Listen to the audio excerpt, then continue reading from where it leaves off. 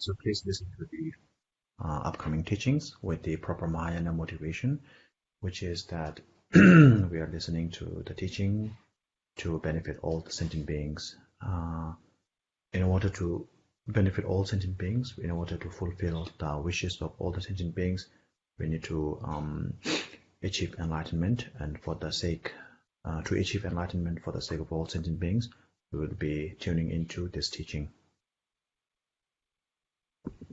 So last week we covered the so we are talking about the karma, law of causality, and when it comes to karma, there are the positive karma and negative karma, and we are talking about the negative karmas, of which there are, even though there are like countless number of negative karmas, we can sum them up into the 10 negative karmas or 10 non-virtuous deeds.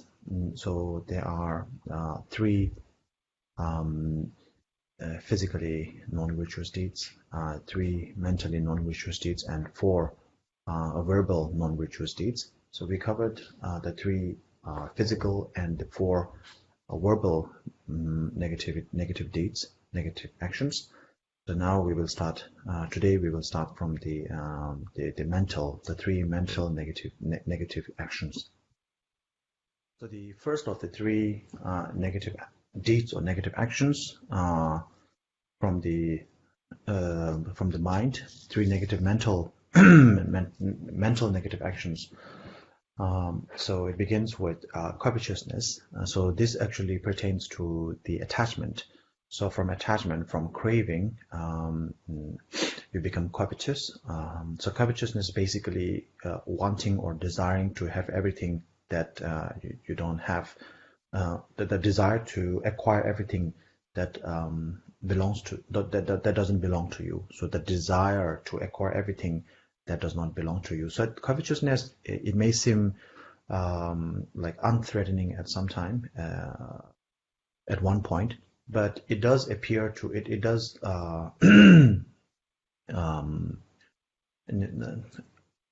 appear within our the mental stream, especially when we say like go through going to a big shop, nice, like a big mall maybe. So when we see an expensive like designer bags, or maybe some expensive shoes, or some expensive gadgets, or maybe an expensive car, a very sporty looking car, or this kind of thing, even though we may not have the means to purchase those, we may not have the means to acquire those items, we still long for these items, and we still desire to have them. And so these that is actually covetousness. So one might think that this is such a harmless thought, but at the same time, this harmless thought can actually wake within us the desire to acquire those things through through any means and way. And so we might start stealing, cheating people, or do all sort of things. So covetousness by itself, you might think that it is a very harmless thought, but at the same time, it can lead to something very grave. So therefore, for a spiritual practitioner, someone who is on a strictly spiritual path, it's something to be wary of, something to be be careful about. So on the opposite side of covetousness, so covetousness is to want or to have things that you do not have, especially the desire to acquire, the desire to have, not acquire, but desire to possess or have the things that others possess. So that is covetousness. And actually on the opposite side, or deriving from covetousness, what happens is when you do not get what you want, or you're not able to, so of course like jealousy creeps in through covetousness. And at the same time, when you are not able to get what you want, especially from the people that is when those who have what you do not have, then you started plotting against those people to have them through different means and methods. And so therefore, that's when wishing harm on others. So the second of the three negative mindset, three negative deeds of the mind comes in. So you have covetousness, which is the desire to possess anything or everything that you do not have and others have. And then because you cannot get them, you try to either harm the people who has those things, or the objects or the items that is possessed by other people. So in all, you desire for something, and when your desires are not met, or someone there is a barrier between what you desire and yourself, then you do everything in order to destroy in order to destroy that barrier. And that even though you may not be able to do it physically, you try to put that you try to do that through your wishes, through your thought, by wishing harm upon others.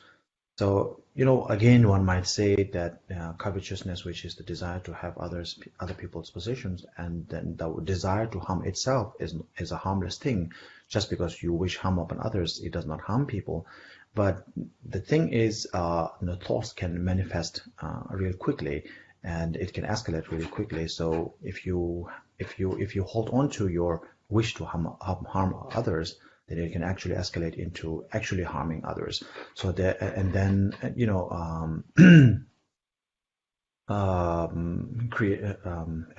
engaging in violence and all that. So will come. So therefore, wishing harm on others is the precursor for actually harming other people. So therefore, this is something to be avoided, and that is one of the three negative deeds of the mind.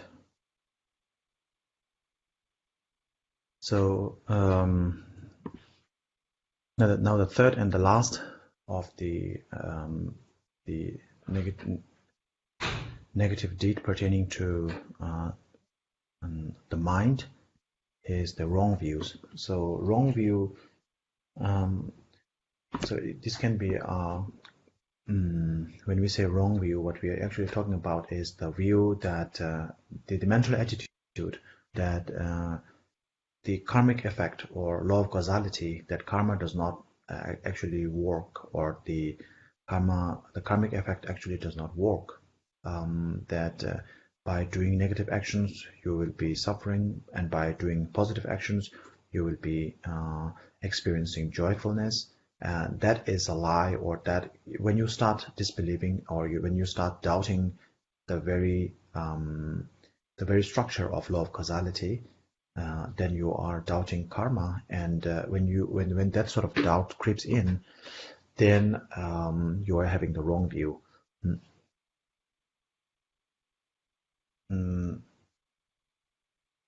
So the reason one would have a wrong view is usually, I think, okay, let me go a little bit deeper into this, right?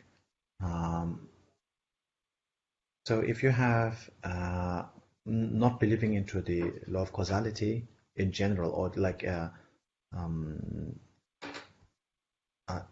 genuine doubt,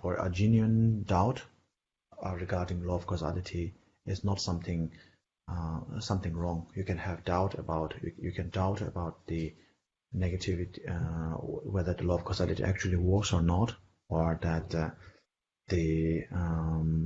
whether if you do a negative thing, whether you will be suffering. If you do a positive thing, whether you will be enjoying, experiencing joy or not.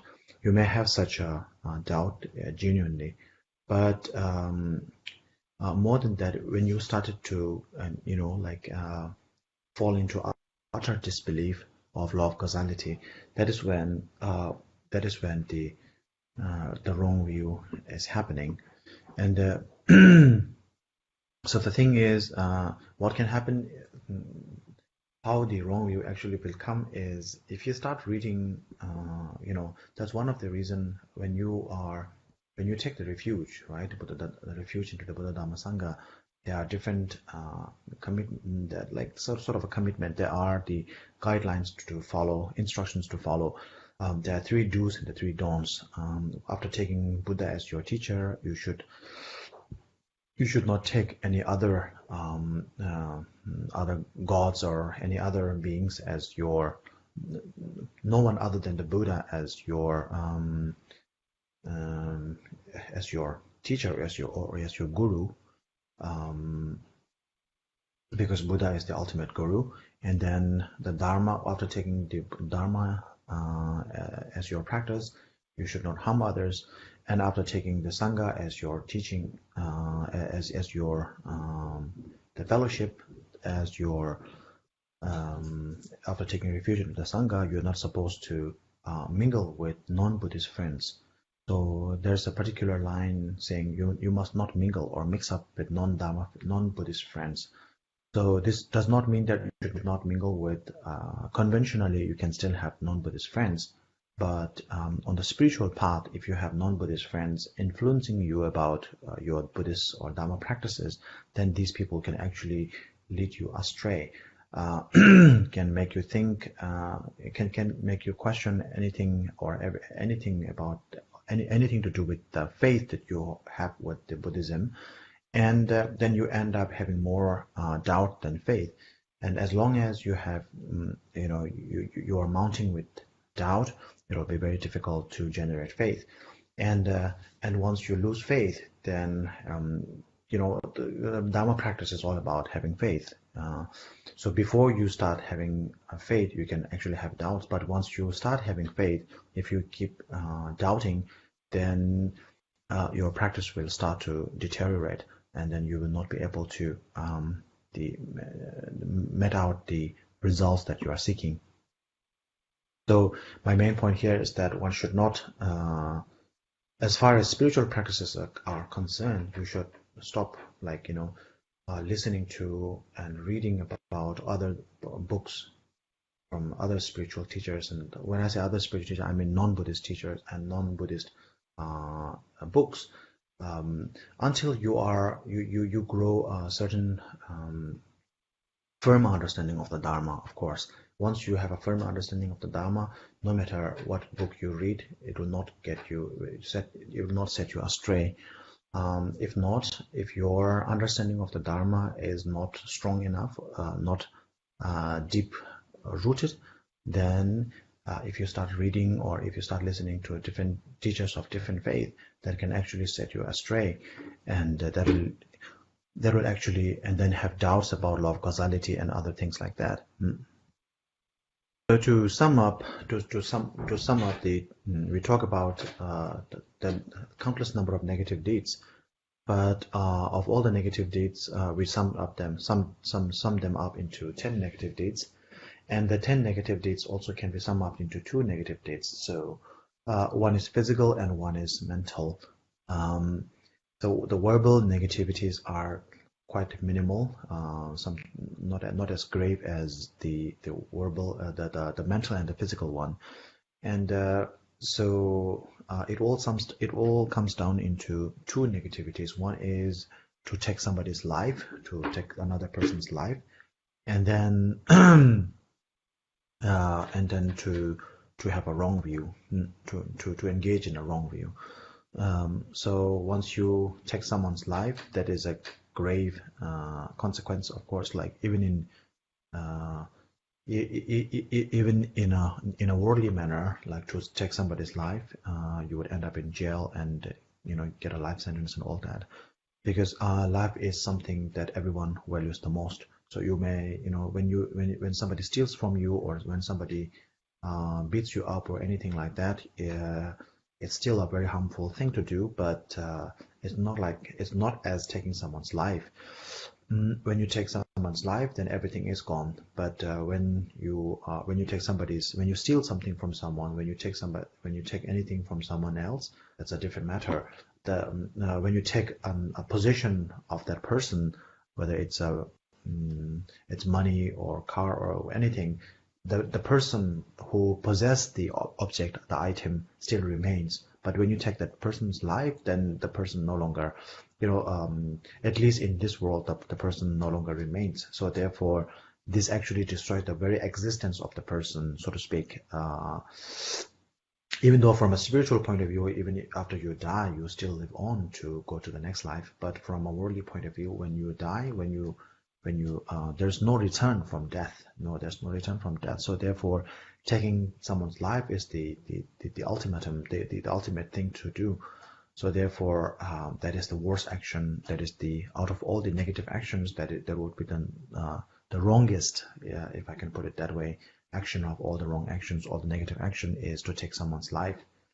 And of all the negative, the 10 negative deeds, the most non-virtuous, or the one that actually breeds once you have the wrong view, then once you start to have wrong view,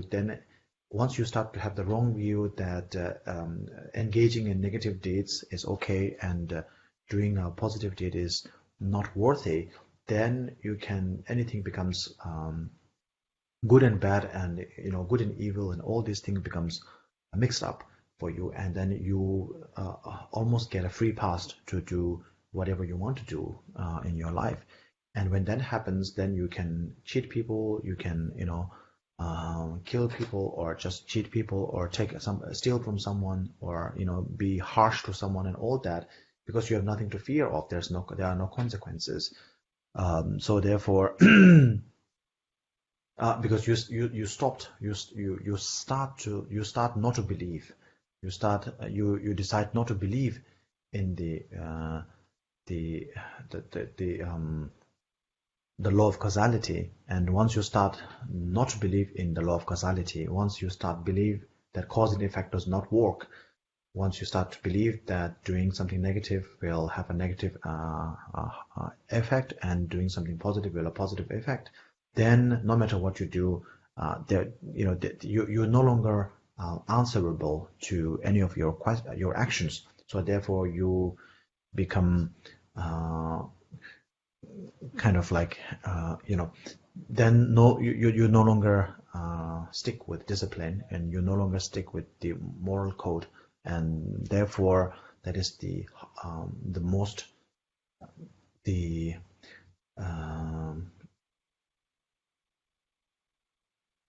most gruesome thing to do. So therefore it is said that of the 10 non-virtuous acts, wrong view is that of the heaviest.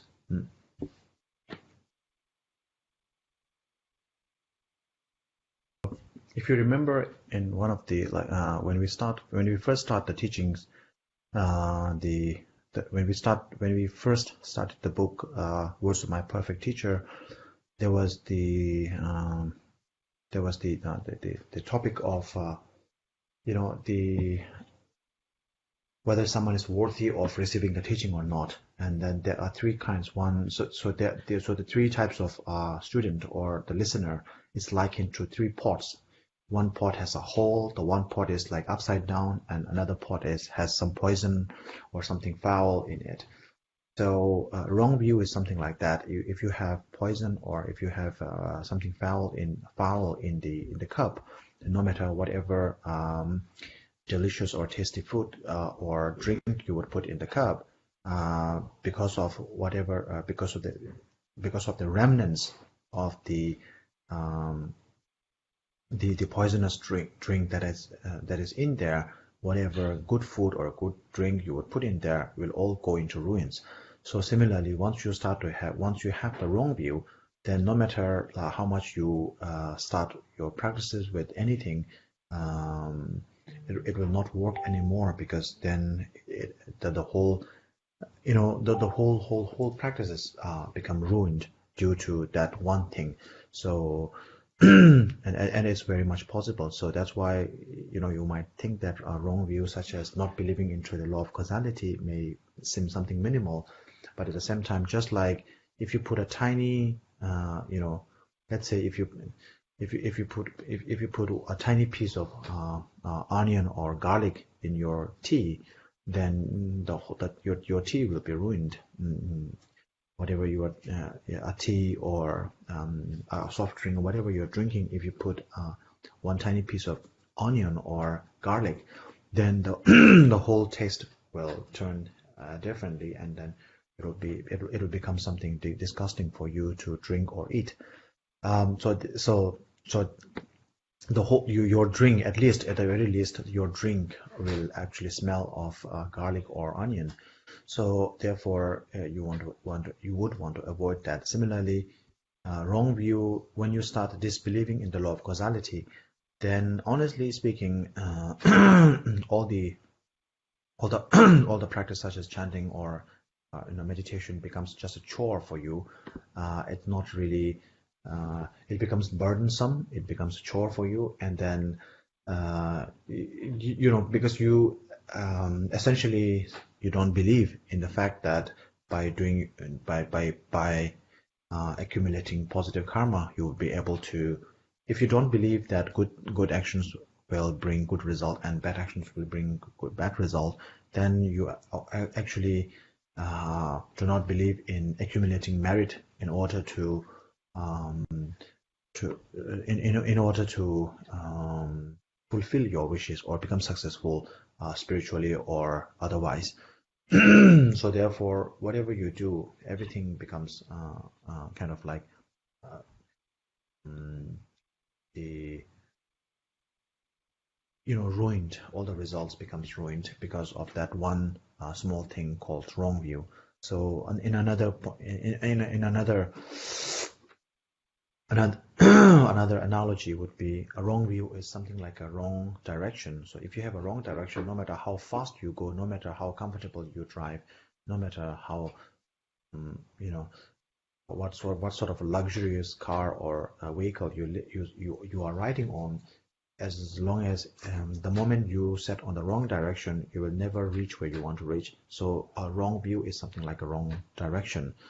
And more importantly, or more, something more grave for someone who is a Buddhist, one should ponder is that if you have a wrong view, so when I say wrong view, we are talking about not having any belief into the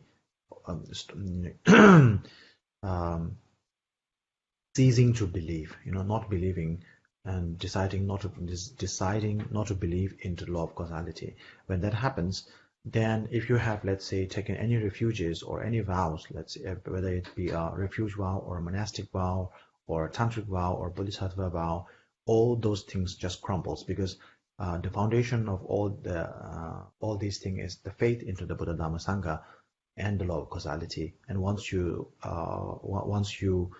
remove that, once you cease to believe in the law of causality, then the Buddha, Dharma, Sangha, the refuge into Buddha, Dharma, Sangha, and the whole structure of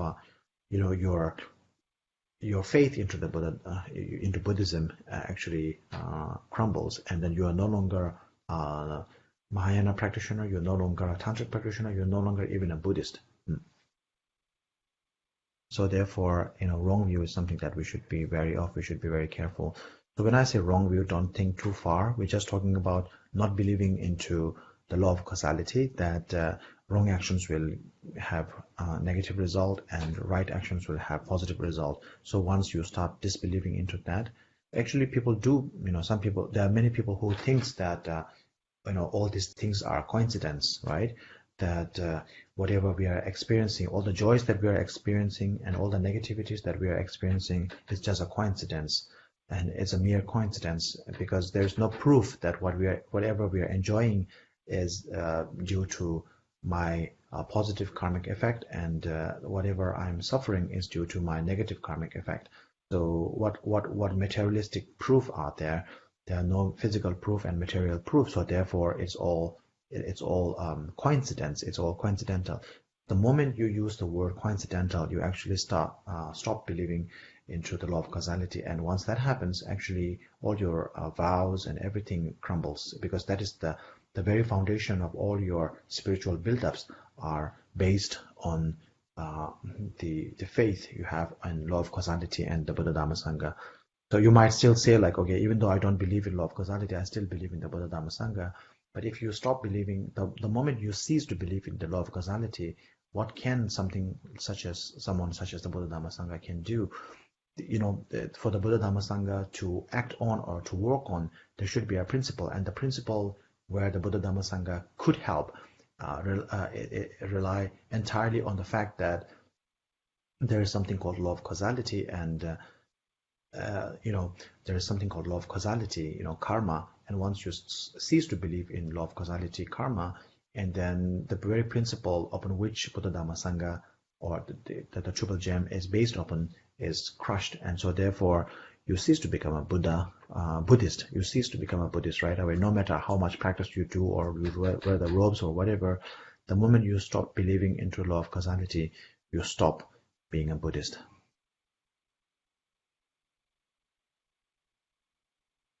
So as I said earlier, one can have a genuine doubt about the law of causality, but law of causality means the cause and effect, the law of cause and effect.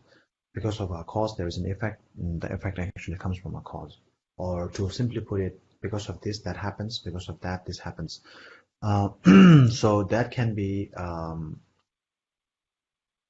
so what, if one ceases to accept the very idea of law of causality, then one falls into the so-called the wrong view, the pitfall, the pit of wrong view. But one can still have a genuine question about how okay, I do not like it's not like I don't believe in karma or anything like that, but I have like genuine doubt about how karma works, how the karmic effect works. So karma means nothing more than action. The karmic effect, karma is the cause, and karmic effect is the result. So cause and effect, cause and result, cause and consequences. So so you may have the genuine doubts or questions about how the karmic forces function, and for that, the next chapter, which is the effect of the 10 negative actions, is, and then there are the functionality, the functions of the negative karma is divided into segregated or separated into 4 kinds: the fully ripened effect, the effect similar to the cause, the conditioning effect, and the proliferating effect. And with that, this one, which we will cover in the upcoming next week's teaching, and we will stop here for today and then open for Q&A. Okay, so do we have any questions? Yes, we have a question, Rinpoche. I'll read the question. Rinpoche, in the lecture, killing is the heaviest unwholesome karma. But some people, because of their own survival, they are forced to kill animals. What do these people have to do to get rid of these bad deeds? Thank you, Rinpoche. Thank you. Very good question. Very relevant question. Practical. So the thing is, having to kill animal or having to kill sentient being is something. It's something realistic and something that we have to face. And even though we may, claim ourselves to be like, very non-violent people or vegetarian or this and that, we still do kill a lot of sentient beings. And I think we covered that before. Like, we kill a lot of. At the very least, we used for the last 2 years during the pandemic, we killed thousands, like millions of germs actually. And okay, so one might say germs do not have any emotion, feeling, or cannot suffer or something like that. But actually, the same thing was said by people who usually uses animal sacrifices. The people who do sacrifice animals, they usually say that when they sacrifice the animal, they usually used to. There was actually it was in one of the books that Gandhi, the Gandhi is the person who brought who got freedom for India from the British. So in his biography, in his autobiography, he said he met some people who were doing the animal sacrifices, and then when he was really totally against animal sacrifices within the Hindu religion. So he, even though he's a very strict, adherent Hindu, but he is very much against violence. And then, so when he asked people that isn't it a harmful thing or a violent thing to do, then the people who are making animal sacrifices actually state that when they are sacrificing the animal, they actually they drum very hard. The sound of the drum, the very powerful sound of the drum actually kind of like cancels out the pain that the animal goes through, and so therefore the animal is no longer in pain. So I think the same people who claim to be non-violent and at the same time use anyway. The point is we have to deal with killing sentient beings all the time. So it's not something that we are free of. We all have blood in our hand, no matter what. So the best we can, and I think the question is related to people who actually work in like any slaughterhouses, and people who have to depend on a livelihood by killing people, killing sentient beings, killing animals and things like that. So if that's the only work you are doing, and if that is the very sustenance, that is the very source of your income, then of course there's no other way, because if you leave that thing and then you will die, the animal will keep on suffering anyways. I'm being very practical here, so I'm not using like sweet words here. So if you leave the plant, and maybe 10 other people leave the plant, just by leaving 10 other people leaving the plant will shut down and there will be no longer animal slaughter, then that's a really good thing. But it will never happen like that. So there will be people who, as long as there are people who consume animal products, then there will be animal slaughters no matter what. And so the best we can do, and especially it's a very, there are two ways of looking at it. One way of looking at it is a very narrow-minded, maybe we can say, is that okay, I have to kill or slaughter animal all the time, and therefore I'm engaging in a very negative act. So therefore I'm done for. That's one way of looking at it. Another thing is, I am there are no other option, no other choice. I have to kill an animal or kill a sentient being, which is something that I do not wish to do so. But at the same time, I, as a Dharma practitioner, as a spiritual practitioner, have the opportunity to pray for the animal. And if I am not here, if someone else who is not a practitioner at all, who does not have the compassionate heart, who does not practice compassion and the compassionate mantra or all things like that, that person will never even offer a prayer for the animal, and the person will actually do not think twice about killing the animal. But I, at the very least, am thinking twice about killing the animal. I'm reluctant to take the life of that animal, but at the same time I have to do it because there's no other choice. So, but you will actually be able to offer a lot of prayer and things like that. And so, okay, so this is the thing, truth, that we will go to the naked truth, because even though you are offering a prayer, because you did engage in negative deed of taking someone's life, with the consequences will be sweet or bitter. It will definitely be bitter. There will be consequences, negative consequences will be there. You will have to suffer. So that will be on one account. That will be your, that will be your the debt. That will be on your debt account.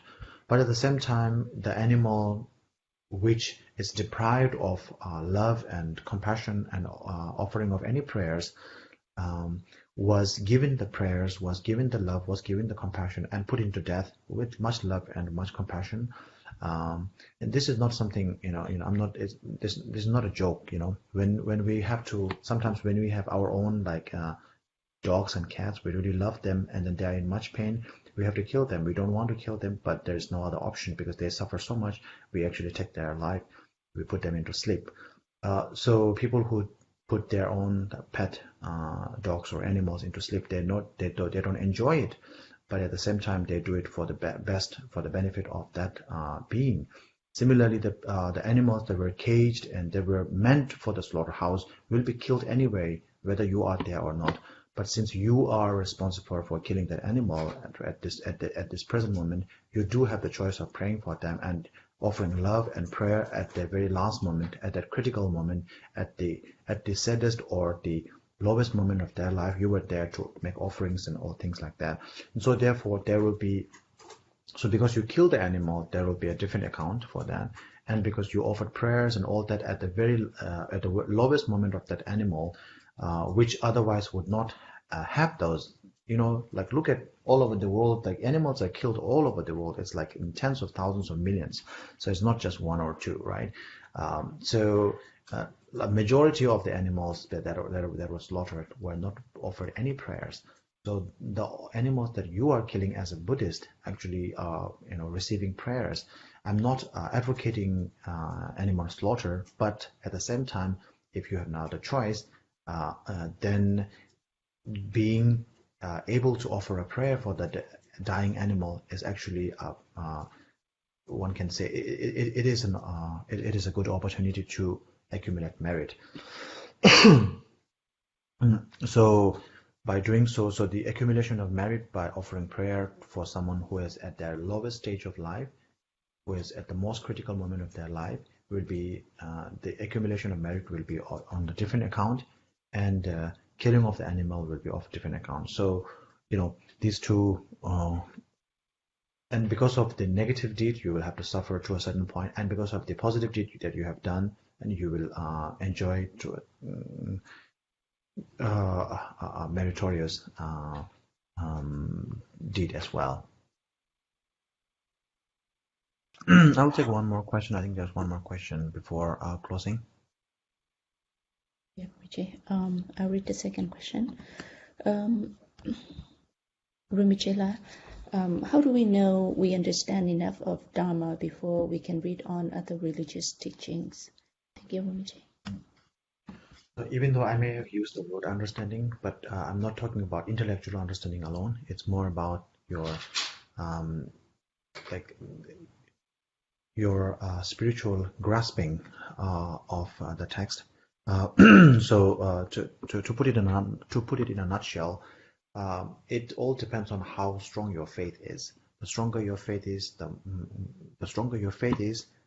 you are safe to read other books. So, okay, I will give you an example. So, for example, nowadays there are a lot of eloquent speakers and very, very nice books written on spiritual development and all these things. And also not just new books or new speakers, but speakers from of the past in ancient tradition. There are many which are very well-written books and eloquent speakers. So when you read those books and when you listen to those speakers, if it drives you away from the faith that you are holding at the moment right now, and it draws you towards outward toward those speakers or those books and away from your faith, which is the triple gem and the law of causality. If it's driving you away from that, then your faith is not strong enough and you should stop reading or listening to these kind of talks. But if by listening or reading those books, if it doesn't help you or grow your faith or get you closer into your faith, get you closer to your faith, which is the triple gem and the law of causality, then there's no point in reading this kind of book. And but if it instead, by reading those books, by reading or listening to other teachers and other speakers, if it actually makes your faith in your your trust, your belief in the faith that you hold much stronger, to make your faith in your belief grow much stronger, grow exponentially, then it means you have understood well enough. As I said earlier, I'm not talking about intellectual understanding. To get an intellectual understanding is not that difficult. Even it is certainly, Buddhism is vast, so you have to comprehend a lot of things. But I'm talking more about spiritual comprehension rather than intellectual understanding. So one can understand. Actually, like Buddha's cousin Devadatta actually comprehends the like 1/10 of 1/10 of all the teachings that Buddha has taught, but at the same time he does not have a pure faith into the Dharma. So we're not talking about intellectual comprehension, but rather the spiritual understanding. So this is what we are talking about. So at the in a nutshell, if listening to other books, reading other books and listening other teachers from other and different faith, if it grows your faith in the Dharma, then you should keep reading. Then you have a strong faith. If it draws you away from your faith, then actually you are not ready to read other books.